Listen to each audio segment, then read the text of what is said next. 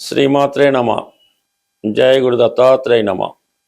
ఈ వీడియోలో మనం మిథున రాశి వారికి ఏప్రిల్ 26వ తారీఖు నుంచి మే 2వ తారీఖు మధ్యలో జరగబోయే వార ఫలాలు పరిశీలించినప్పుడు ప్రధానంగా ఈ వారం అంతా కూడా మిథున రాశి వారికి చాలా అనుకూలమైనటువంటి సమయం. ఈ సమయంలో మీరు ఏదైనా కొత్తగా వ్యాపారం ప్రారంభించాలనుకున్నా, లేదా ఏదైనా కొత్త కోర్సు నేర్చుకోవాలన్నా, కొత్తగా ఉద్యోగ ప్రయత్నం చేయాలన్నా కూడా ఈ సమయం మీకు చాలా అనుకూలంగా ఉండడం జరుగుతుంది. ఏదైనా కొత్త ప్రయత్నాలు ప్రభుత్వ పరంగా మీకు ఏమైనా సహాయం కావలసి వచ్చినా, ప్రభుత్వ పథకాల కోసం మీరు ప్రయత్నం చేస్తున్నా, ఈ సమయంలో కొద్దిగా గట్టిగా ప్రయత్నం చేయడం వల్ల 100కి 100 సక్సెస్ అయ్యే అవకాశం ఉంది. దీని ప్రధాన కారణం ఏంటంటే, ఈ మిథున రాశి వారికి రవి 11వ స్థానంలో సంచరిస్తున్నాడు. తృతీయాధిపతిగా లాభస్థాన సంచారం, రవిగ్రహ సంచారం వల్ల మిత్రుల సహకారం, ప్రభుత్వ అధికారుల సహకారం, తండ్రి గారి సహకారం, లేదా మీ పిల్లల యొక్క సహకారం సంపూర్ణంగా లభిస్తుంది. వారు మీకు అనుకూలంగా పని చేయడం జరుగుతుంటుంది. ఏదైనా జన్మజాతకంలో కానీ గోచారంలో కానీ రవి 11వ స్థానంలోకి వచ్చినప్పుడు ఆ జాతకంలో ఉన్నటువంటి సమస్త దోషాలు పరిష్కారం అవుతాయి. అలాగే ప్రతి గ్రహం కూడా మీకు అనుకూలంగా పనిచేయడం జరుగుతుంటుంది. అంటే రవి అంత పవర్ఫుల్ గ్రహం మాట. ఒక జాతకుడికి ఆర్థిక పరంగా విశేషమైనటువంటి ధనం ఇవ్వాలన్నా, మంచి ఆరోగ్యం ఇవ్వాలన్నా, మంచి నడవడిక ఇవ్వాలన్నా, సొసైటీలో నేమ్ అండ్ ఫేమ్ ఇవ్వాలన్నా కూడా రవిగ్రహం యొక్క స్థితిని బట్టి ఆధారపడి ఉంటుంది. అందుకనే ప్రతి ఒక్కరూ కూడా సూర్య భగవానుని ఎంత నమ్మకంగా భక్తితో పూజించుకుంటే ఆ జాతకుడికి అంత అభివృద్ధి రావడం జరుగుతూ ఉంటుంది. ఈవెన్ మీకు పితృదోష పరిహారాలు కూడా సూర్య భగవానుని పూజించడం వల్ల అవి సంపూర్ణంగా పరిష్కారమై మీ వంశ అభివృద్ధికి కూడా కారణమవుతుంటుంది ఈ రవిగ్రహం. అటువంటి రవి మీకు అందరికీ 11వ స్థానం మామూలుగా ఉంటుంది, కానీ మిథున రాశి వారికి 11వ స్థానం ఉచ్చ స్థానంలో ఉండడం జరుగుతూ ఉంటుంది. అంటే విశేష బలవంతుడై చాలా సూపర్ అథారిటీగా రవి మీకు 11వ స్థానంలో ఉన్నాడనమాట. అంటే ఇంకా ఫైనల్, ఇంకా ప్రధానమంత్రి ఆర్డర్ ఇచ్చినట్టే ఉంటుంది అనమాట. అంత బలమైనటువంటి స్థితిలో రవిగ్రహం ఉండడం వల్ల మీరు చేసే నిజాయితీ అయినటువంటి ఏ ప్రయత్నమైనా ఈ సమయంలో మీకు సంపూర్ణంగా సహకరించడం జరుగుతూ ఉంటుంది. ప్రధానంగా ఇంకొక లాభం ఏంటంటే, మనకి రాశి అందే గురుగ్రహ సంచారం. ఏదైనా కొన్ని ఫలితాలు ఎవరిచ్చినా, ఏ గ్రహం ఇచ్చినా కూడా మంచి ఫలితాలు జాతకుడు అందుకోవాలంటే రాశి అందు ఒక శుభగ్రహం ఉండాలి. ఆ శుభగ్రహం ఉంటేనే మీకు ఆ మంచి ఫలితాలు ఇవ్వడం జరుగుతుంటుంది. అందువల్ల గురువు రాశిలో ఉండడం వల్ల ఇప్పుడు రవి ఇచ్చే మంచి ఫలితాలు మీకు సంపూర్ణంగా రావడం జరుగుతుంటుంది. అది ఎవరికన్నా, మీకు కానీ మీ సంతానానికి కూడా ఈ స్థితి ఉపయోగపడుతూ ఉంటుంది. ఈ సమయంలో మీరు ఏదైనా ప్రభుత్వ ఉద్యోగానికి ప్రయత్నం చేస్తే 100కి 100 సక్సెస్ అవ్వడం జరుగుతుంటుంది. ఒక రాజకీయ పదవి కోసం ప్రయత్నం చేయొచ్చు. అలాగే ప్రధానంగా ఈ వారం వరకు ఏమైందంటే, లగ్న చతుర్థాధిపతుల మధ్య పరివర్తన ఏర్పడింది. అంటే గురువు బుధుడు మధ్య ఏర్పడిన పరివర్తన 2 పంచమహాపురుష యోగాలకి కారణమైందన్నమాట. అంటే రాశిలో బుధుడు ఉంటే ఎలా ఫలితం ఇస్తాడో, అలాగే గురువు మీనరాశిలో ఉంటే ఏ ఫలితమో ఈ పరివర్తన యోగం వల్ల రావడం జరిగింది. అందువల్ల జాతకుడు చాలా ధైర్యంగా తనలో ఉన్నటువంటి టాలెంట్ రుజువు చేసుకునే విధంగా ఈ గ్రహస్థితి మీకు చాలా సంపూర్ణంగా రావడం జరుగుతుంది. ఇక ప్రధానంగా శుక్రుడు 12వ స్థానంలో ఉన్నాడు. శుక్రుడు 12వ స్థానంలోకి వచ్చినప్పుడు జాతకుడు ఏది కోరుకుంటే అది రావడం జరుగుతుంటుంది. సాధారణంగా స్త్రీ సౌఖ్యం అంటుంటారు, స్త్రీ లాభం అనుకుంటారు, ఏదో వ్యభిచారం లాంటిది అంటారు, స్త్రీ కలిసి వస్తుంది అంటారు. కానీ వీటన్నిటికన్నా విశేషమైనటువంటి జ్ఞానాన్ని కూడా గురు భగవానుడు జాతకుడికి అందించడం జరుగుతూ ఉంటుంది. అలాగే సౌకర్యాలు చాలా వరకు కలిసి వస్తూ ఉంటాయి.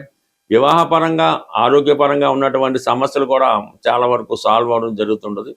గురువు ఇక్కడ శుక్రగ్రహం వ్యయ స్థానంలో స్వక్షేత్రగతుడై ఉండడం వల్ల జాతకుడికి కొన్ని కొత్త పరిచయాలు హానరబుల్గా ఉండే అవకాశం ఉంటుంది. ఇక దశమ స్థానంలో శని భగవానుడు, ఈ కుజ భగవానుడు, ఈ 2 గ్రహాలు కూడా వృత్తిపరంగా విపరీతమైన ఒత్తిడికి కలగజేస్తూ ఉంటాయి.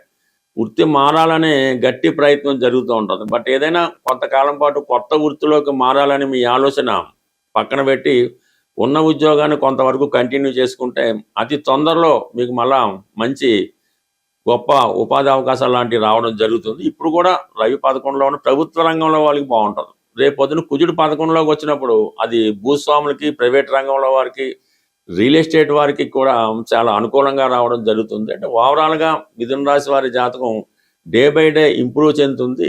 ఈ పరిహారాలు చెప్పే క్రమంలో ఇక మనం జీవితంలో ఏది సాధించలేం, అన్ని దారులు మూసుకుపోయాయి, ఏ మార్గం లేదు అనుకున్న పరిస్థితుల్లో మీకు ఏదైనా ఒక పుణ్యక్షేత్రంలో, అంటే ప్రధానంగా శ్రీశైలం, ఈ శ్రీశైలం పుణ్యక్షేత్రంలో అనేక ధర్మసత్రాలు అవి ఉండడం జరిగింది. వాళ్ళు పడుకోవడానికి అకామిడేషన్ ఉంటుంది, అక్కడ భోజన సదుపాయాలు కూడా ఉంటాయి. అంటే అక్కడ కొద్దిగా సేవ చేస్తూ, ఆ వచ్చిన భక్తులు సేవ చేస్తూ అక్కడే మీరు ఒక 15 రోజుల పాటు గడపవలసి ఉంటుంది. అంటే మీ దగ్గర అవసరానికి ధనం ఉన్నా కూడా అటువంటి క్షేత్రాల్లో, అటువంటి ఆశ్రమాల్లో ఒక 15 రోజులు గడపడం, అక్కడ భక్తులకు సేవ చేయడం, ఆశ్రమానికి కొంతవరకు సేవ చేయడం, ఇవి చేయడం వల్ల నెమ్మదిగా మీకు ఒక కొత్త మార్గం కనబడుతూ ఉంటుంది. ఇది ప్రాక్టికల్గా చాలామంది చేయడం జరిగింది. అంటే ఒక విధంగా ఇది స్వామి అయ్యప్ప మాల వేసుకుని లాంటిదే, కానీ ఇది కొద్దిగా డిఫరెంట్. ఇంకా ఏది ఇంక మొత్తం సర్వం కట్టుబట్టలతో వెళ్ళడం, అక్కడ కాలక్షేపం ఒక 15 రోజులు ఉండడం, తిరిగి ఆటోమేటిక్గా ఎవరో ఒకరు వచ్చి మిమ్మల్ని ఇంటికి తీసుకొచ్చి చక్కగా అక్కడ నుంచి మీ జీవితం మారడం జరుగుతూ ఉంటుంది. సో ఇది చేయడం మనకి కొంత ఇబ్బందిగా ఉంది అనుకుందాం. అటువంటి పరిస్థితుల్లో మీ గ్రామంలో, అంటే మీ ఊర్లో ఎనీ టెంపుల్, శివాలయం అవ్వచ్చు, ఆంజనేయ స్వామి టెంపుల్ అవ్వచ్చు, అది శుభ్రంగా ఉదయం పూట ఎవరు చూడకూడదు అనుకుంటే 5 గంటలకో లేచి శుభ్రంగా ఆలయ పరిసరాలన్నీ కూడా శుభ్రంగా తుడిసి, శుభ్రంగా వాటర్తో కడిగి, అంటే అది ఆ దేవాలయాన్ని శుభ్రం చేయడం. ఇలా కూడా ప్రతిరోజు అక్కర్లేకపోయినా కనీసం ఏ శనివారం రోజు, శుక్రవారం రోజు, లేదంటే కంటిన్యూగా 15 రోజులు చేయడం వల్ల కూడా మీకు చాలా మార్పు అన్నది రావడం జరుగుతూ ఉంటుంది.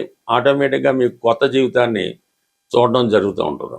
అంటే ఇవి చెప్పడానికి, చేయడానికి కొంత కష్టంగా ఉన్నప్పుడు కూడా ఇవే అసలైనటువంటి పరిహారాలు తప్ప, ఇవి చాలా వరకు మిమ్మల్ని జీవితంలో మార్పుకి కారణమవుతూ ఉంటాయి.